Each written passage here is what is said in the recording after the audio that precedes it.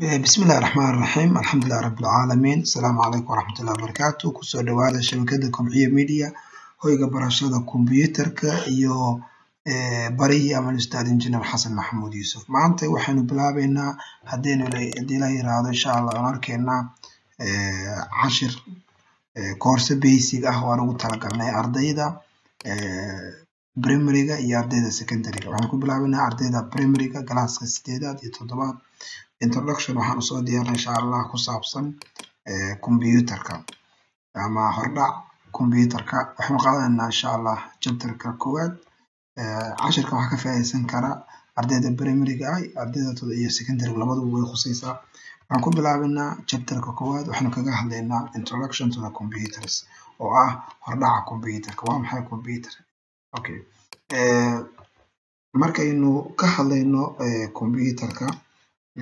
waagii hore ugu horreysay computerka intaan ereyga computer ba face-kana uu qaadan magac ahaan waxa la jiray machines marka machine-kii ugu horreeyay ayaa wuxuu ahaa oo sida adigu computerku ka imaan doono ayaa wuxuu ahaa waxa loo yaqaan abacus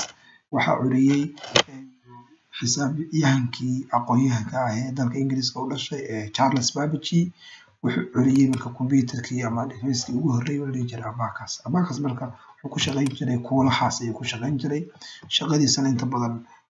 waxa ugu badnayd oo qaban jiray inuu counting sameeyo counting system ayuu ahaa macnaha oo system wax lagu tiriyo ayuu ahaa kaliya farshano badan baa jiray farshankan kale isna waa nooc ka mid ah noocyadii abacuska oo la qurxiyo la hagaajiyay marka kuulahaas unba lagu shaqeyn jiray wuxuuna ahaa soo sheegay counting system aalad wax lagu tiriyo kaliya noocyadan ayaa ka mid ah waa nooc ugu horreeyay kan waa kuwii ku xigay machine-ku abacus la jiray waa asaaska computer meesha ka soo jeeday kadib waxa loo yaqaano digital mashiinada digitalka oo ku shaqeynaya wax loo yaqaano korontada Howard Icon ayaa keenay mar hada digital maqashid waa wax ku shaqeeya ama computer ku shaqeeya korontada kuwii hore waxay ku shaqeynayeen abacus ku bilow u ahaa manual bay u shaqeynayeen oo ma kuma shaqeynayeen wax koronto loo yaqaan deentana markii dambe waxa yimi computeradii ka dambeeyay oo ahaa modern computers waa markii korontada si fiican loo bartay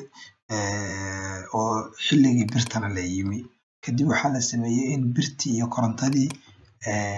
ay isbartaan ama la isbaro isla markaas isla shaqeeyaan markaas ayaa waxa yimi waxa loo yaqaan modern computerska waana markii network iyo internetku xataa naftigiisa uu soo bilaabanayay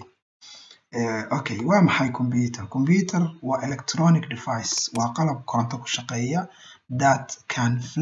flow kaasoo macnaha u hoggaansami kara ama ku shaqeyn kara ama raaci kara ama ku shaqeeya instructions awaamirtaas mid wuxuu ka imaanayaa userka oo qofka siinaya oo qofka isticmaalaya ayaa siinaya amarka computerka marna wuxuu ka imaanayaa hardware-ka naftigiisa amar uu siin karaa computerka way siin karaan shaqooyinku qabto waxa ka mid ah accepting data inuu accept gareeyo input waa maxay input waa xogta computerka soo galaysa process the input inuu inputkii xogtii soo xarootay uu hawl geliyo kadibna inuu ku sameeyo waxa loo yaqaano halka waxa ka maqan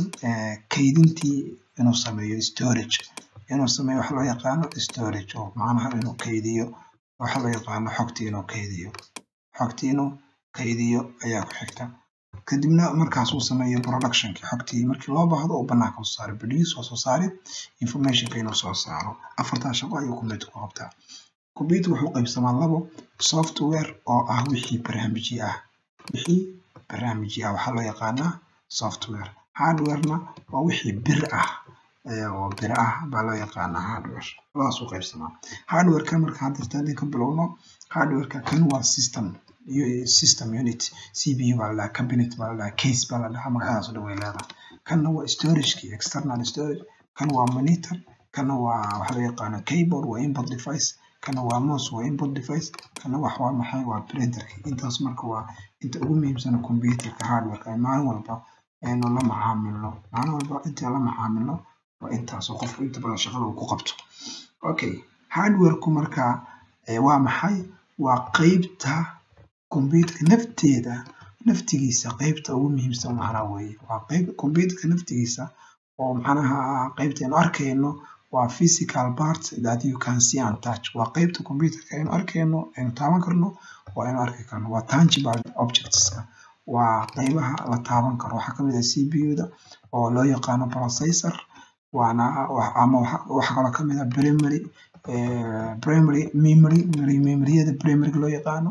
oo hard disk-ga iyo RAM-ka iyo ROM-ka ka kooban waxaa kamid ah input devices oo qalabyada computerka wax geliya oo loogu talagalay entering data inuu xogta computerka geliyo waxaa kamid ah keyboardka iyo mouse-ka kamid ah waxaa kamid ah output device qalabyada computerka wax kasoo saara oo loogu talagalay producing data xogta inuu banaanka uga soo saaraan waa tan oo monitor baa kamid ah oo xogta ayaa laga daawadaa speakerska codkay soo saardaa printers oo soft document-ga ayuu hard u bedelaa waxaa kaloo kamid ah storage device qalabyada computerka waxa kaydiya xogta u kaydiya haamaha computerka loo yaqaanaa waxay keep garayaan datada waxaa kamid ah hard disk-ga iyo memory ayaa kamid ah okay systemkan san u jeedno waa system furan halkaana waa maxay waa hard disk-gii tani waa CPU-dii iyadoo sii jeeda iyo iyadoo soo jeeda ilkaheedii wey waxaa inoo muuqda okay maxay qabataa CPU horta maxay tahay iyadu the heart of the computer waa wadnaha computerka oo uu aad iyo aad u muhiimsan maxay qabataa saddex shaqo aad u muhiim qabataa shaqada koowaad waxa weeye logical operation ka qabataa logical operation waa maxay waa operation ku base garaysan logic waa maxay waa if condition haddii halkaa la taabto saa samee on oo kale iyo off waa conditionno ama xogta in la save gareeyo waa shaqooyinkay qabato shaqada labaad qabato waa maxay mathematical operation waa maxay shaqooyinka xisaabaadka waxaa qabata CPU-da qabta shaqada labaad waa maxay translation human language and machine language xogta luqadda bini'aadanka iyo luqadda computerka oo la dhaho waxa loo yaqaano xogta waxaan ka wadaa luqadda computerka ku hadlo iyo luqadda bini'aadanka ku hadlo inay isku bedesho English iyo inay isku bedesho luqadda computerka oo aad iyo aad u muhiim ah in la isku bedelo saddexda shaqo ugu muhiimsan CPU-da shaqada qabato shaqada sawiradan marka waa maxay waa sawiradii aynu soo aragnay then marka halkaa waxaan ku fahanay si guud computerka wuxuu yahay inta uu qaybsamo hardware iyo software inuu qaybsamo waxaan ku ogaanay insha Allah rajaynayna aad uga fahanteen insha Allah waxaan rajaynayaa chapterka qaybtiisa labaad in insha Allah la socon doontaan insha Allah waxaan idin rajaynayaa inaad si fiican casharka u soo qayb doontaan si fiican oo la socon doontaan waa mahadsantiin waan macalinka iyo ustaad injineer Xasan Maxamuud Yuusuf Faraqle oo idin leh insha Allah guul ayaan idin rajaynayaa dadaal wanaagsan sameeya. Assalaamu calaykum waraxmatullaahi wabarakaatuh.